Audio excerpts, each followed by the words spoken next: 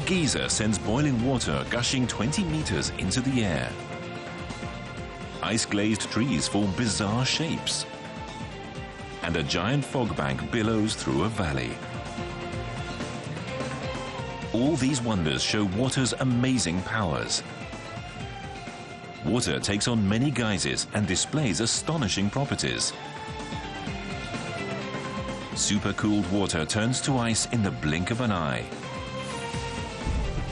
Superheated water at a temperature above boiling point exhibits stunning power.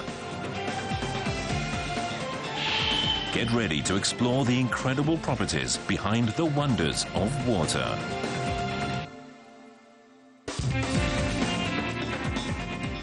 Hello. Hello. This is Science Zero.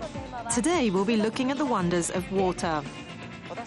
About 70% of the Earth's surface is covered with water. This has led some people to call it a water planet. Yes, and water is where life originated. Water is a familiar part of everyday life.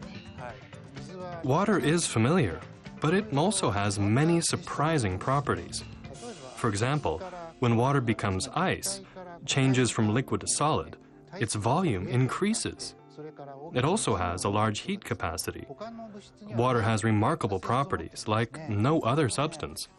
Yes, water is amazing. Yasu-san, what do you think is its most important characteristic? I wonder. The fact is that it can exist in 3 different states under conditions found on planet Earth. 3 states? Yes, liquid water that flows in oceans and rivers, ice and snow at high elevations and latitudes, and as a gas in the form of water vapor in the atmosphere. No other substance switches between these states in Earth's ordinary environment. And when water changes state, it exhibits amazing properties that we don't normally see. So today we'll be looking at the wonders of water. We begin in New Zealand. That's where we'll find an example of superheated water. The town of Rotorua in northern New Zealand. It is one of the world's most active geothermal zones. Geysers gush everywhere. Hot water and mud combine to make mud pots. The waters of Frying Pan Lake reach 55 degrees Celsius. A spectacular landscape created by water and heat. One sight in particular wows the crowds.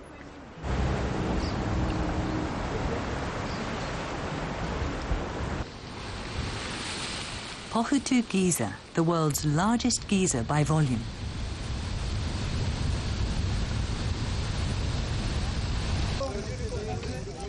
The boiling waters shoot 20 meters in the air. It erupts violently on a regular timetable.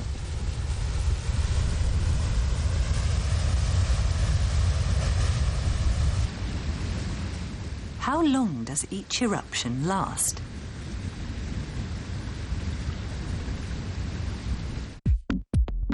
Let's fast forward.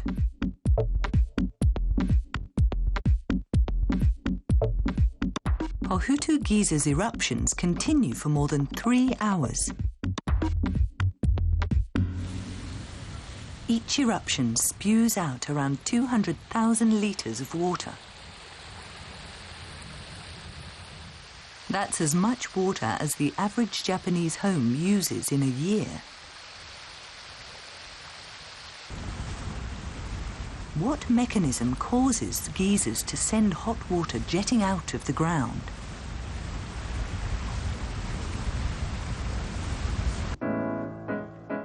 Here comes a leading geyser researcher, Dr. Bradley Scott. He believes that a distinctive subterranean formation causes hot water to erupt from the geysers. we received special permission to accompany him as he investigates the structure of the geyser.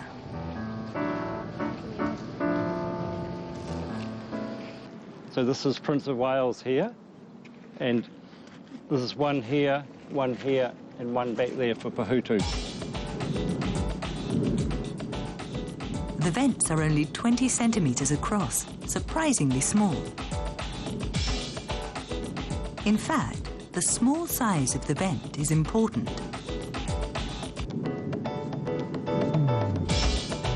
He lowers a camera into another geyser vent.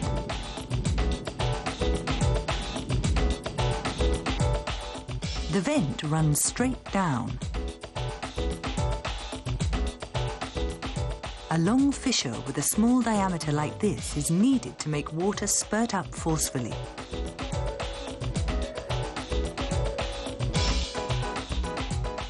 Dr. Scott also believes there is a large underground reservoir at the end of Pahutu Geysers' long, narrow holes. The critical feature of the plumbing is having a chamber of the right dimension and then a small tube that is feeding out of it that the water can be forced from to feed to the surface. I've never seen one in real life. The height of that geyser eruption was impressive. It was surprising. So how powerful is a geyser? We have something that will help us get a sense of it. Let's take a look.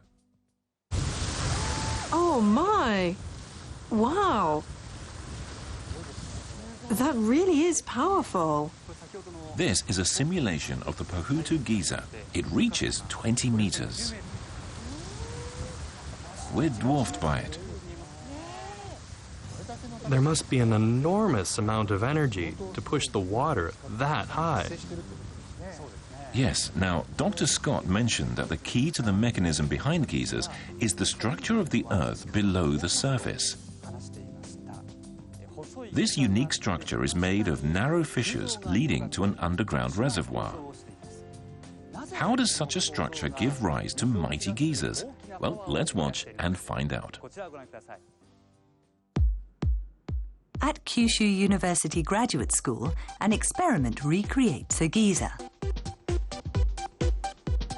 Professor Atsushi Toramaru, an expert in volcanology, constructed the apparatus.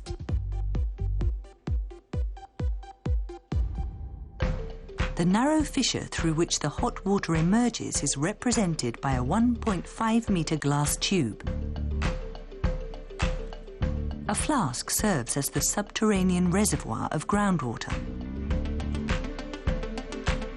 This setup reproduces the geology of a geyser. First, a heater representing geothermal heat is used to heat the water. The temperature of the water approaches 100 degrees Celsius. The heating continues. Finally, the temperature of the water exceeds 100 degrees Celsius. However, the water doesn't spurt out. Bubbles form and quickly vanish. The water temperature is over 100 degrees Celsius. Why doesn't the water boil? Meanwhile, the surface of the water in the glass tube is bobbing up and down. As the heating continues, a little bit of water begins to splash out of the glass tube. This causes the water in the flask to suddenly start boiling.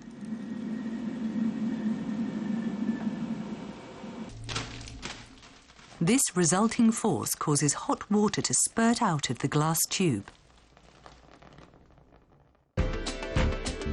The same phenomenon occurs in geysers. What happens at that critical moment?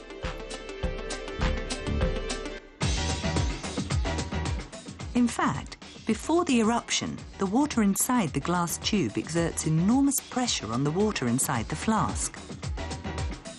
This pressure raises the boiling point of the water, so the water doesn't boil, though the temperature exceeds 100 degrees Celsius.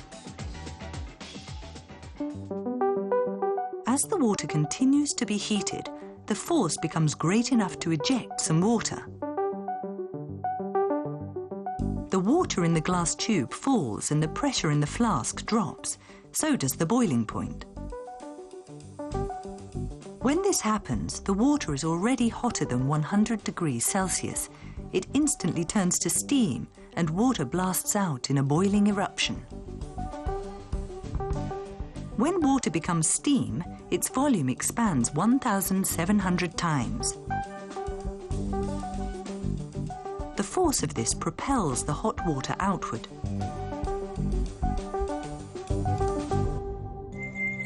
Long, narrow fissures and a subterranean reservoir create a rare and unique geology.